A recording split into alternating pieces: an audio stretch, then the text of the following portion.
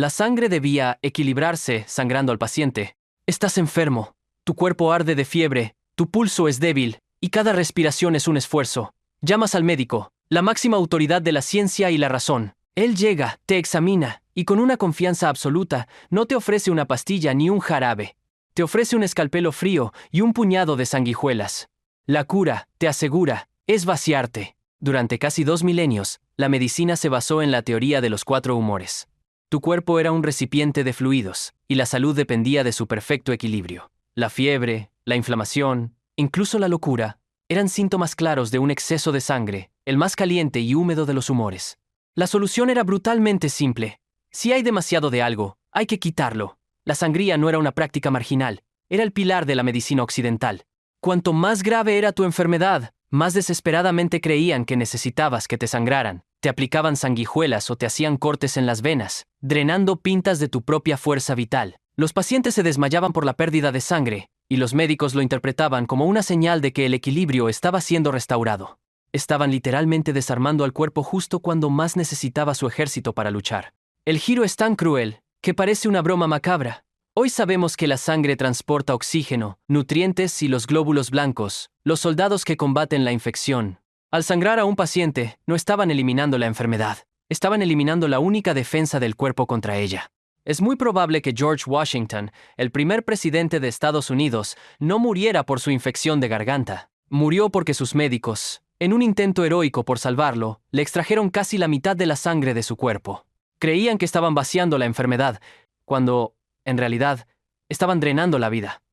Las enfermedades eran causadas por malos vapores. Imagina caminar por una gran ciudad hace 200 años. No hay alcantarillado. Los desechos humanos y animales se pudren en las calles. Los ríos son cloacas a cielo abierto, y el hedor de la enfermedad y la muerte es una niebla constante que se pega a tu ropa. En los barrios donde el olor es insoportable, la gente muere por miles.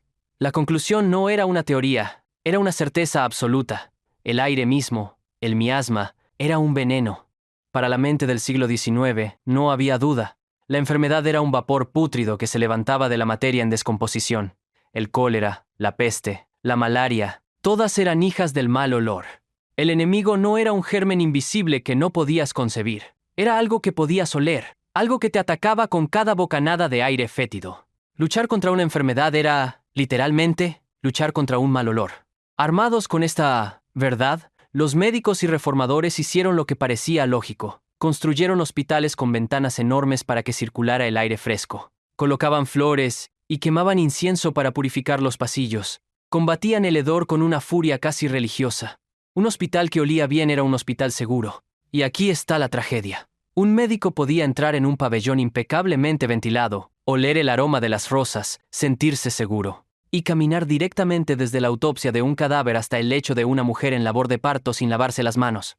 Porque el enemigo, para él, estaba en el aire, no en la materia invisible que llevaba bajo las uñas. Evitaban el fantasma del olor, mientras el verdadero asesino, los microbios, se aferraba a sus instrumentos y a su piel, viajando de un paciente a otro. Nunca en la historia se luchó con tanto ahínco contra el enemigo equivocado. La electricidad podía curarlo todo. Imagina un mundo que acaba de descubrir una fuerza invisible, casi mágica. Una fuerza que puede hacer sonar campanas a distancia, mover agujas de metal y crear chispas de la nada. La electricidad no era solo una nueva forma de energía. Para el siglo XIX, era la encarnación de la fuerza vital misma. Y si la vida era una chispa, entonces, ¿no podría una chispa restaurar la vida? La fascinación se convirtió rápidamente en una promesa médica. Si estabas paralizado, una descarga eléctrica podía despertar tus nervios dormidos. Si sufrías de melancolía, la electricidad podía reanimar tu espíritu agotado. Se diseñaron máquinas eléctricas para curar desde la impotencia y el asma hasta la sordera y el cáncer. La electricidad era la nueva panacea universal. Los consultorios médicos se llenaron de baterías galvánicas, correas eléctricas y peines electrificados. Los pacientes se sometían voluntariamente a tratamientos de choque, desesperados por una cura que la medicina tradicional no podía ofrecer. La novedad del tratamiento era en sí misma una parte de su poder. Era moderno, era científico, era casi milagroso. Lo irónico es que la electricidad se convirtió en la respuesta a todo precisamente porque nadie entendía realmente cómo funcionaba. Era un lienzo en blanco sobre el que la gente proyectaba sus esperanzas más profundas. El misterio de la fuerza se confundió con el milagro de la curación. Los médicos no estaban aplicando un tratamiento basado en la evidencia, Estaban aplicando una metáfora de poder y revitalización. Y en una era desesperada por respuestas, a veces, una metáfora era la única esperanza que tenían. El carácter y la personalidad se leían en el cráneo. Imagina que te sientas frente a un hombre de ciencia. No te pregunta por tus actos ni por tus pensamientos. En su lugar, saca un juego de calibradores de latón y empieza a palpar y medir meticulosamente cada bulto, cada curva y cada hendidura de tu cráneo. No está buscando una lesión. Está leyendo tu alma, tu futuro, tu moral, tu destino. Todo, según él, está escrito en la geografía de tu cabeza. Esto era la frenología, la ciencia de leer la personalidad en la forma del cráneo. La idea era que el cerebro estaba compuesto de diferentes órganos. Órgano de la codicia, de la benevolencia, del amor maternal, y cuanto más desarrollado tenías uno, más grande era y más empujaba el cráneo hacia afuera. Un bulto aquí significaba que eras un ladrón nato, una frente plana, que eras incapaz de sentir compasión. La frenología no fue una moda de salón. Fue una herramienta de poder. Se usó en tribunales para determinar la culpabilidad de un acusado, en las prisiones para clasificar a los criminales como irrecuperables y por los empleadores para decidir a quién contratar. Tu carácter no se juzgaba por tus acciones, sino por la arquitectura de tus huesos. Era un sistema perfecto para confirmar prejuicios. Si alguien no te gustaba, seguro que encontrabas un bulto en su cabeza que lo justificara. El nivel de detalle era asombroso. Tenían mapas craneales con docenas de zonas, instrumentos de medición complejos y un vocabulario que sonaba innegablemente científico. Construyeron un sistema perfecto y preciso para medir algo que simplemente no existía. La personalidad no es un músculo que deforma el hueso. Es una red de conexiones inmensurablemente compleja. Construyeron el sistema más sofisticado del mundo para medir las sombras, ignorando por completo el objeto que las proyectaba. El cerebro femenino era más pequeño, por eso las mujeres eran inferiores. Entra en el laboratorio de un científico del siglo XIX. No verás tubos de ensayo o microscopios, sino algo más crudo. Una colección de cráneos y un juego de calibradores. Con la seriedad de quien descubre una ley fundamental de la naturaleza, el científico mide meticulosamente el volumen de cada cráneo y llega a una conclusión irrefutable. El cerebro de las mujeres es, en promedio, más pequeño que el de los hombres. La lógica parecía a prueba de balas en una era mecánica. Un motor más grande es un motor más potente. Por lo tanto, un cerebro más grande debía ser un cerebro más inteligente y capaz. Esta evidencia no era una simple curiosidad anatómica. Se convirtió en la justificación científica para un orden social preexistente. No era prejuicio, decían, eran datos, era biología. Esta verdad se usó como un arma para negar a las mujeres el acceso a la educación superior, a las profesiones y al voto. ¿Por qué malgastar una educación compleja en un cerebro que, por su propia naturaleza, no podía manejarla? La ciencia se convirtió en el cómplice perfecto del machismo, dándole un barniz de objetividad y legitimidad. Un prejuicio antiguo se vistió con una bata de laboratorio y se hizo pasar por un hecho. La ironía es aplastante. Mientras estos hombres estaban obsesionados midiendo el contenedor, ignoraban por completo el contenido.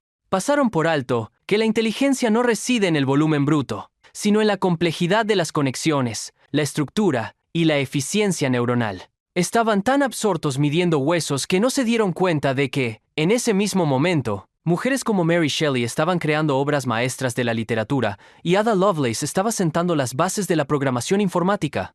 Estaban tan ocupados midiendo el tamaño del cráneo que nunca se les ocurrió medir el tamaño de las ideas que había dentro.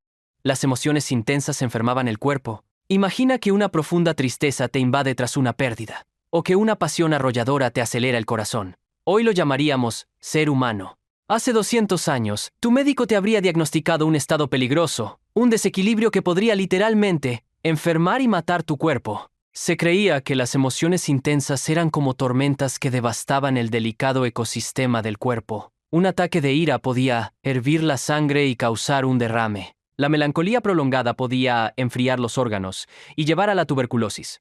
La pasión de un amor no correspondido era una causa legítima de fiebre nerviosa. El acto de sentir, si se hacía con demasiada intensidad, era una patología. El tratamiento era la supresión. Se aconsejaba a las personas, y muy especialmente a las mujeres, consideradas el sexo débil y propensas a la histeria, que evitaran cualquier cosa que pudiera provocar una emoción fuerte. Novelas excitantes, música apasionada, debates intelectuales, todo estaba bajo sospecha. La vida ideal era una de calma plácida, un mar en calma sin una sola ola que perturbara la superficie. Sentir era peligroso, no sentir era saludable. Y aquí está la cruel inversión. Hoy, La neurociencia y la psicología nos han demostrado exactamente lo contrario. Las emociones que se reprimen no desaparecen, se convierten en veneno. La tristeza no expresada se transforma en depresión crónica. El estrés contenido ataca el sistema inmunológico y dispara la presión arterial. La ansiedad silenciada se manifiesta en dolor físico. La cura que ofrecían era la enfermedad misma. Temían tanto la tormenta de sentir que no se dieron cuenta de que el verdadero peligro era sellar la presión bajo tierra hasta que inevitablemente el cuerpo explotara desde dentro. La pobreza era un defecto moral. Hace 200 años, si eras pobre, el veredicto de la sociedad era rápido y brutal. Era tu culpa. La pobreza no se veía como una circunstancia, sino como un defecto del alma, un síntoma visible de una enfermedad interna llamada pereza, vicio o degeneración moral. La lógica era una ecuación simple y cruel que absolvía a los afortunados. El éxito económico no era solo una cuestión de dinero, era una señal externa de la gracia de Dios, una prueba de trabajo duro, disciplina y superioridad moral. Si la riqueza era la corona de los virtuosos, entonces la pobreza solo podía ser la marca de los pecadores. No había lugar para la mala suerte, la enfermedad o un sistema que te aplastaba desde el nacimiento. Armados con esta certeza, la respuesta a la pobreza no fue la ayuda, sino el castigo. Se crearon las infames casas de trabajo, que no eran refugios, sino prisiones para los pobres. Familias enteras eran separadas y sometidas a trabajos forzados a cambio de un cuenco de gachas. El objetivo no era sacarlos de la miseria, sino hacer que la pobreza fuera una experiencia tan humillante y dolorosa que la gente, supuestamente, eligiera dejar de ser pobre. La ceguera era total. Mientras moralizaban sobre el carácter del individuo, ignoraban por completo la máquina que los trituraba. Culpaban al niño de 10 años por su agotamiento en la fábrica, pero no al sistema de trabajo infantil que lo esclavizaba. Juzgaban a la familia por vivir en una pocilga, pero no a los salarios de miseria que les impedían pagar un lugar mejor. Estaban tan ocupados juzgando el síntoma, que se negaron a ver la enfermedad del sistema entero. Era la coartada perfecta. Si la pobreza es una elección personal, nadie tiene la culpa, excepto el pobre. El progreso humano era inevitable y siempre positivo. Hace 200 años, había una fe que unía a científicos, filósofos e industriales. Era la creencia inquebrantable en el progreso. La humanidad, por fin, había descifrado el código. La razón y la ciencia eran los nuevos mesías, y la revolución industrial era su milagro tangible. La historia ya no era un círculo de auge y caída. Era una flecha, una línea recta que ascendía inexorablemente hacia un futuro de perfección. Cada nueva invención era una prueba de esta ley universal. El ferrocarril no solo transportaba mercancías, transportaba a la humanidad hacia la utopía. El telégrafo no solo enviaba mensajes, conectaba al mundo en una hermandad racional. Se miraba el pasado con desdén, una era de superstición y barbarie, y al futuro con un optimismo casi ciego. Cada problema, creían, tendría una solución científica o tecnológica. Esta fe ciega en el destino manifiesto del progreso se convirtió en una justificación para casi cualquier atrocidad del presente. ¿Las ciudades industriales se convertían en infiernos de contaminación y enfermedad? ¿Era el costo necesario del avance? ¿Las condiciones en las fábricas eran mortales? ¿Eran dolores de crecimiento en el camino hacia la abundancia?